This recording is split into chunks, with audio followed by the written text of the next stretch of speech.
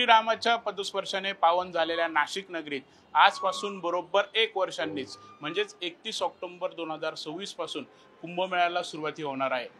खरं तर प्रयागराजच्या धर्तीवरती हा कुंभमेळा यशस्वीरित्या पार पडावा, महाकुंभ खरं तर व्हावा, यासाठी प्रशासन असेल सरकारकडून जोरदार तयारी सुरू करण्यात आलेली आहे। यंदा पहिल्यांदाच प्राधिकरणाची देखील स्थापना ही करण्यात आलेली आहे आणि याच प्राधिकरणाचे अध्यक्ष प्रवीण गेडाम सर माझ्यासोबत आहेत। सर, खरं तर मोठी जबाबदारी आहे, कसं सर्व नियोजन आहे, काय पूर्ण तयारी आहे? नमस्कार। पुढच्या बरोबर 1 वर्षानंतर कुंभ पर्वाची सुरुवात होणार आहे आणि प्रत्यक्षात कुंभमेळ्याच्या ज्या परवान्या आहेत, ज्यावेळेस गर्दी असते, ते ऑगस्ट आणि सप्टेंबर 2027 या कालावधीमध्ये आहे। तर त्याच्या पार्श्वभूमीवरती प्राधिकरण, ज्याच्या अंतर्गत सर्व विभाग आता क्षेत्रीय पातळीवरचे येतात, त्यांच्या मार्फत आम्ही जवळपास 6000 कोटी रुपयापेक्षा जास्त कामांची सुरुवात केलेली आहे वेगवेगळ्या ठिकाणी। आणि विशेषतः ज्या कामांना अधिक कालावधी लागतो, मग त्याच्यामध्ये मोठ्या प्रमाणावरती मोठमोठे रस्ते आहेत, नंतर वॉटर ट्रीटमेंट प्लांट आहेत, नाशिक आणि त्र्यंबकेश्वरचे सिवेज ट्रीटमेंट प्लांट आहेत दोन्ही ठिकाणचे, पूर्ण त्याच्या वितरण व्यवस्था वगैरे आहेत। बाकी पोलिसांचे रहिवासाचे जे जागा असणार आहे त्याच्या दुरुस्तीची कामं आहेत। अशी मोठ्या प्रकारची कामं आम्ही पहिल्या टप्प्यामध्ये सुरू केलेली आहेत, वेगवेगळ्या टप्प्यावरती आहेत। आणि याच्यानंतरच्या टप्प्यामध्ये आम्ही मग ज्याला कमी कालावधी लागतो, त्याला प्रचार प्रसिद्धी असेल किंवा मग आरोग्याची प्रोक्युरमेंट आहे, वेगवेगळ्या औषधींची, वेगवेगळ्या सर्व्हिसेस ज्या आम्हाला इथे द्यायच्या आहेत, अग्निशमन असतील, वैद्यकीय असतील किंवा स्वच्छता असेल, आरोग्य असेल, याच्या सर्वांच्या आम्ही पुढच्या टप्प्यामध्ये कामं करणार आहोत। आमची तयारी मला वाटते व्यवस्थित सुरू आहे आणि साधारणतः मार्च ते एप्रिल 2027 पर्यंत ही सर्व कामे पूर्ण होऊन आपल्याला पूर्णतः नाशिक आणि त्र्यंबकेश्वर नगरी सज्ज झालेली दिसेल।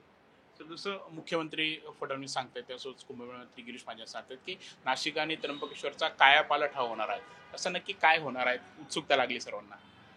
बघा, कुंभमेळ्यामध्ये काही कामं अशी असतात की जी फक्त कुंभमेळ्याच्या कामासाठी असतात।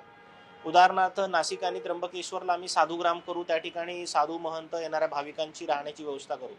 ते एक तात्पुरत्या स्वरूपाचं काम आहे, पुढची 12 वर्ष त्या ठिकाणी दुसरं काही काम राहत नाही।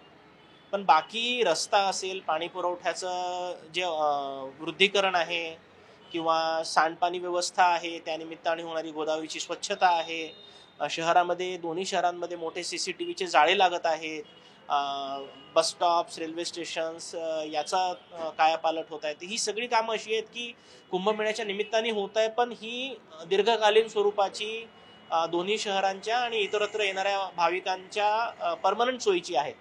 त्याच्यामुळे आपण हे निश्चित म्हणू शकतो की ही 12 वर्षांनी येणारी पर्वणी नाशिक आणि त्र्यंबकेश्वरचा कायापालट करणारी एक प्रकारे आहे। सर, यासोबतच जे खरं तर रामकुंड असेल किंवा त्र्यंबकेश्वर कुशावर्त असेल किंवा अनेक ठिकाणी म्हणजे धोकेदायक खरं तर कुठेतरी झाले, पूल असेल किंवा हे असेल, यांचं आपण काय हे करणार, ऑडिट करणार किंवा काय? त्र्यंबकेश्वरला कुशावर्त ही खूप छोटी जागा आहे, पण त्याचे एक महात्म्य आहे। त्याच्यामुळे साधू महंतांशी चर्चा करतात, त्यांच्याचपैकी काही लोकांनी असा सल्ला दिला की तिथनं अगदी थोड्या अंतरावरती, जिथे गोदावरी नदीला दोन्ही बाजूला भरपूर मोकळी जागा आहे, त्र्यंबकेश्वर शहराच्या अगदी बाजूला, अगदी बाहेर, त्या ठिकाणी आपण एक कुशावर्तला प्रातिनिधिक स्वरूपामध्ये करून बाहेर करू शकतो का? तर ती चर्चा झाल्यामुळे आम्ही बाहेरची पण तयारी करायला सुरुवात झाली। अर्थातच याच्यामध्ये हा निर्णय जो आहे सर्वांच्या संमतीने, याच्यात भाविक, साधू, महंत, आखाडे, ह्या सर्वांचा, पुरोहित संघ, या सर्वांचा महत्त्वाचा रोल आहे, सर्वांच्या चर्चेनुसारच होणार आहे। आणि नाशिकला सुद्धा पर्वणीचे 3 दिवस खूप गर्दीचे असतात, त्याच्यामुळे रामकुंड सोडून इतरही अनेक जागा आहेत नदीवरच्या, तिथचे घाट आम्ही तयार ठेवत आहोत, जेणेकरून ती गर्दी आपल्याला अशी एक प्रकारे डिस्पर्स करता येईल आणि ते 3 पर्वणीचे दिवस कुठल्याही म्हणजे निर्विघ्नपणे पार पडतील। सर, हा कुंभमेळा हायटेक देखील होणार आहे, AIच्या मध्ये देखील यामध्ये वापर हा केला जाणार आहे। सुरक्षितता, सेफ्टी, सिक्युरिटी हे क्रमांक 1चं एम आहे कुंभमेळ्याच्या नियोजनासाठी। नाशिक आणि त्र्यंबकेश्वरमध्ये ऑलरेडी 1000पेक्षा जास्त CCTV कॅमेरे वेगवेगळ्या टप्प्यावरती बसवण्याच्या स्टेजमध्ये आहेत आणि याशिवाय अतिरिक्त 4000 कॅमेरे, असे जवळपास 5000 कॅमेरे, त्यांचे 4 कंट्रोल सेंटर्स आणि त्या सर्व जे काही फीड येतं, व्हिडिओ फीड, त्याचं AI बेस्ड ॲनालिटिक्स, हे सगळं एक खूप महत्त्वाचा घटक या डिजिटल कुंभमध्ये असणार आहे। आणि याशिवाय वेगवेगळ्या ज्या सोयी सुविधा असतील, टॉयलेट्स आहेत, आरोग्याची केंद्र आहेत, अग्निशमन केंद्र आहेत, कुठे जाणारे रस्ते आहेत, निवासाच्या व्यवस्था आहेत, वेगवेगळे मठ आहेत.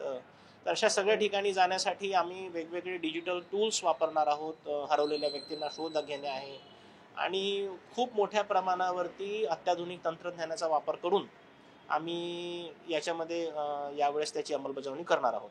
सर, साधारणतः जे बोललं जातं की कोट्यवधी भाविक येतील असं बोललं जातं, त्यासोबतच की प्रयागराजच्या धर्तीवर आपण हा कुंभ होणार आहे. प्रयागराजचा देखील आपण तिथे अभ्यास केला आपल्या अधिकाऱ्यांनी, टीम पाठवून केलेला आहे. कसं कुंभ? प्रयागराजला आम्ही 20-25 अधिकाऱ्यांची टीम गेलो होतो आणि त्याच्या वेळेस त्या ठिकाणी भरपूर शिकण्यासारखं आहे तिथे. आणि काही गोष्टी आपल्या नाशिक त्र्यंबकच्या वेगवेगळ्या आहेत, कारण प्रयागराजला एक 10,000 एकरची मोठी जागा आहे, मैदान आहे, नदीच्या काठानी. ती हिवाळ्यात होतो, आपला भर पावसाळ्यात होतो, दोन्ही शहराच्या मध्यभागी होतो. पण काही असलं तरी त्या ठिकाणून आम्हाला भरपूर गोष्टी शिकण्यासारख्या मिळाल्या. उदाहरणार्थ CCTVचा चांगला उपयोग त्यांनी केला, नंतर स्वच्छतेचे एक चांगल्या पद्धतीचे SOP त्यांनी केलं. तर आम्ही तिथच्या सगळ्या बेस्ट प्रॅक्टिसेस घेतो आहेत आणि नाशिक त्र्यंबकेश्वरच्या परिस्थितीला अनुरूप त्याची अंमलबजावणी आपण आपल्या एरियात करणार आहोत. सर, शेवटचा प्रश्न, प्रशासनाची ते जबाबदारी आहेच कुंभची, नाशिककरांची देखील जबाबदारी आहे. नाशिककरांना काय आव्हान कराल या? मला वाटते आम्हाला नाशिककरांना आणि त्र्यंबकेश्वरकरांना हा फक्त येणाऱ्या भाविकांचा, साधू महंतांचा, आखाड्याचा फक्त त्यांचा हा कुंभ नाही, प्रशासनाचा कुंभ नाही. हा नाशिककर आणि त्र्यंबकेश्वरकर ह्या इथच्या स्थानिकांचा कुंभ आहे. मला कल्पना आहे 2015 मध्ये थोडेसे काही नागरिकांना बाहेर निघायला नाराजी झाली होती. आम्ही यावेळेस पूर्णतः प्रयत्न करणार आहोत की दोन्ही शहरातले स्थानिक त्यांच्या घराघरामध्ये कुंभ जाईल आणि हे जे कुंभमय वातावरण आहे त्याचा थेट प्रत्यक्ष अप्रत्यक्ष फायदा, त्याच्यातून होणारी अर्थव्यवस्था, त्याच्यातून निर्माण होणारे एक चैतन्य, या सर्वांचा लाभ या दोन्ही शहराच्या नागरिकांना. आणि अर्थातच आपण याच्या पलीकडे बघितलं पाहिजे, शिर्डी, शिंगणापूर, सप्तशृंगी ही सगळी जी जवळपासची, घृष्णेश्वर, ही सगळी जी काही तीर्थक्षेत्र, देवस्थान आणि जागा आहेत, या सगळ्या लोकांना याचा फायदा होईल असा मला विश्वास आहे. सर, धन्यवाद आमच्याशी सविस्तर बातचीत केलं तर अशा प्रकारे कुंभची सर्व तयारी ही सुरू आहे आणि वर्षभरातच्या कुंभमेळ्याला, या कुंभ पर्वाला सुरुवात देखील होईल. कॅमेरा निकी पॉवरसह प्रांजल कुलकर्णी, NDTV मराठी, नाशिक.